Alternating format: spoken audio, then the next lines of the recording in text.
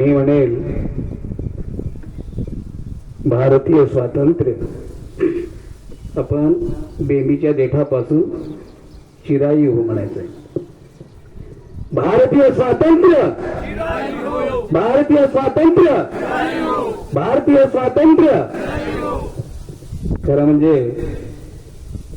भाषणाची सुरुवात कुठून करावी याचा मी विचार करत होतो, परंतु या ठिकाणी एका विद्यार्थ्याने एक गीत गायलं,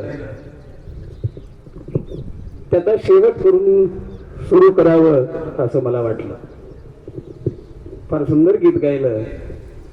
हिंद देश के निवासी सभी जन एक है, रंग रूप वेश भाषा चाहे अनेक है.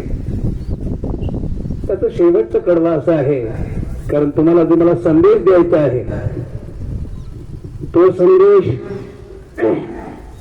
खरं म्हणजे या खुर्चीपासून या शेवटच्या आमच्या सैनिकापर्यंत तो संदेश आपण सोबत न्यायचा आहे. आणि आता पहिलं तीराला लागलेलो आहोत, त्याच्यामुळे या देशाची धुरा जर कुणाच्या खांद्यावर येणार असेल तर ती तुमच्या खांद्यावर येणार आहे. आणि म्हणून तुमच्यासाठी मला तो संदेश द्यायचा आहे. तेव्हा त्याचे शेवटचं चरण असं आहे, धर्म है अनेक जिस दिन का सारे वही है, धर्म है अनेक जिनका सारे वही है, पंख है निराले सबकी मंजिल तो एक है, पंख है निराले सबकी मंजिल तो एक है, हिंद देश के निवासी सभी जन एक है, रंग रूप वेश भाषा चाहे अनेक है, हिंद देश के निवासी सभी जन एक है, रंग रूप वेश भाषा चाहे अनेक है, रंग रूप वेश भाषा चाहे अनेक है, रंग रूप वेश भाषा चाहे अनेक है. मित्रांनो, अनेक धर्म आहेत, अनेक जाती आहेत, अनेक पंथ आहेत, आणि तरीही आमचा देश विविधतेनं नटलेला आहे. आता हा नटलेलाच ठेवायचा की त्याचं सौंदर्य सगळं विस्कटून टाकायचं, हे तुमच्या हातात आहे. आमच्या हातातलं सगळं निसटलं. आता आमच्या हातात होतं तोपर्यंत आम्ही काही फारसं करू शकलो नाही, परंतु पुढचं मात्र तुमच्या हातात आहे. आणि मग जेव्हा एखादं कुटुंब चालवायचं असतं, तुम्हाला कुटुंब चालवून माहिती नाही, तुमच्या वडिलांनी ते चालवलेले, आम्ही चालवलेलं आहे.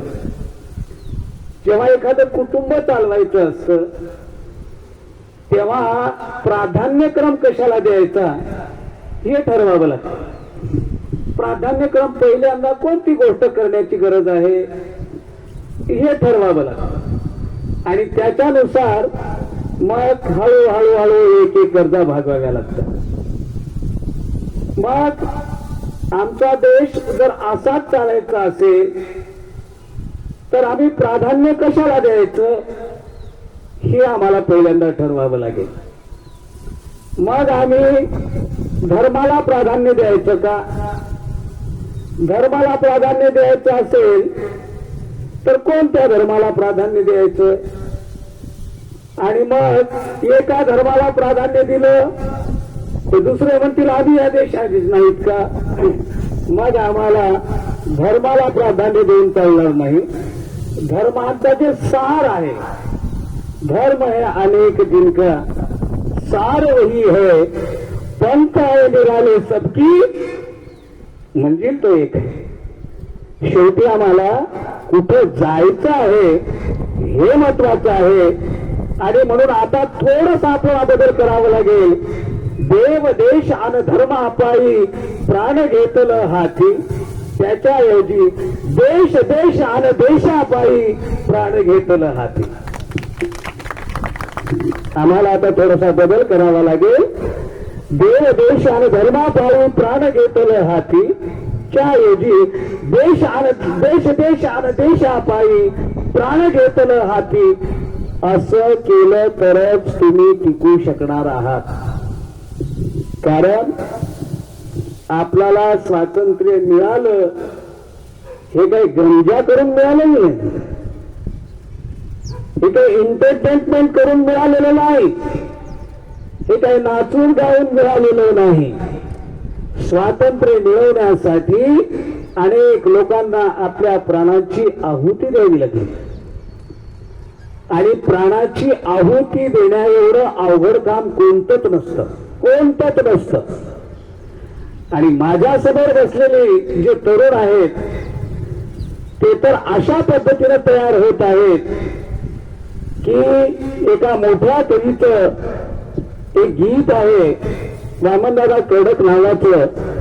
एका आईचं मनोगत व्यक्त करताना म्हणतात, एक आई असं म्हणते, पाठविला बाळबीरणाला राष्ट्राच्या प्राणरक्षणाला, झुंजण्यास वैऱ्यास जाते म्हणाला, पाठविला बाळबीरणाला. आणि तिथे काय आहे, रणावर काय आहे, तर तिथे वीरांचे मरण तिथे वाट हमेशा पाही. तिथं काय आहे, वीरांचे मरण तिथे वाट हमेशा पाही. शिरांची रास पडे रक्ताची नदी वाई, पडेल कोण कधी नेम तयाचा नाही, हसत मुखाने लढे बाळ रणाच्या ठाई. त्याला माहिती नाही कोणत्या क्षणाला मी पडणार आहे, तरीही सुद्धा तो हसत हसत लढतो. कारण त्याला माहिती आहे मी कशासाठी लढतोय, माझ्या देशासाठी लढतोय. भगतसिंगाला माहिती नव्हतं याच्यानंतर काय होणार आहे ते, माहिती नव्हतं त्याला. माहिती होतं की नव्हतं? अहो, असेंब्लीमध्ये बॉम्ब टाकल्याच्या नंतर पुढे काय होणार हे माहिती नव्हतं का? माहिती होतं. माहिती असताना सुद्धा भगतसिंगावर आरोप केला गेला. कारण भगतसिंग काय म्हणाला, मी कोणत्याही देवाला मानत नाही, धर्माला मानत नाही. म्हणाले याला गर्व चढला. भगतसिंग काय म्हणाला, म्हणजे मी कोणत्याही देवाला मानत नाही, धर्माला मानत नाही, मी नास्तिक आहे. आरोप काय झाला, याला गर्व चढला. हा स्वतः ईश्वरापेक्षा मोठा मानतोय, हा स्वतःला देवापेक्षा मोठा मानतोय, याला गर्व चढला. तर तो म्हणाला, मला जर गर्व चढला असेल तर मी राष्ट्रपतीला मानणार नाही, या देशातलं कोणालाच मानणार नाही. मग माझा गर्व चढण्याचा आणि मी नास्तिक असण्याचा संबंध काय आहे?